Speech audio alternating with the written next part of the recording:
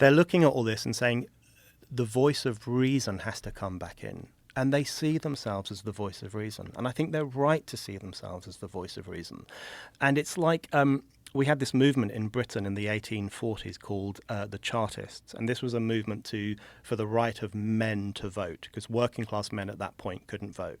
And it was a brilliant movement for the right of working class men to vote. And they had this weekly newspaper. And there's one article in that newspaper which is very well known where they said, you know, the priests and the academics and the rulers of society, they pose as experts. But actually, the ordinary man in the street, the ordinary woman in the street, the person with a normal job is far more of an expert than they are, because he lives in society in a way that they don't. He sees the problems in society in a way that they, in their rarefied circles, don't. So ordinary people have a keener understanding, I think, of the problems afflicting their communities, the problems afflicting their societies, and the problems afflicting their young people.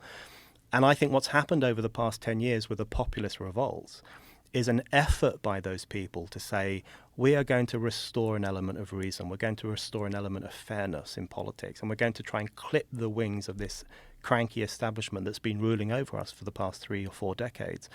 That's a wonderful moment, I think, in our political life. It is, and aliens might land too. There's a lot going on, and there's also tremendous international conflict that's terrifying. But all those things are happening simultaneously. Yeah, but on the international conflict, I think that's another example of where, you know, if you look at 7th of October, which is probably far too big an issue to get into now, but I flip between pessimism and optimism about what is happening to our societies. So often I feel optimistic when I see ordinary people pushing back against it all.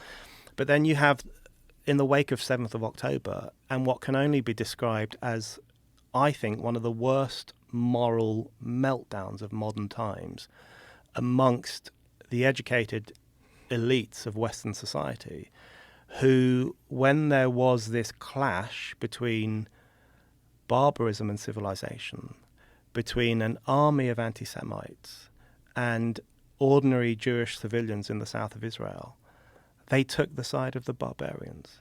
And we saw that on campuses in America. We saw it on campuses in the United Kingdom.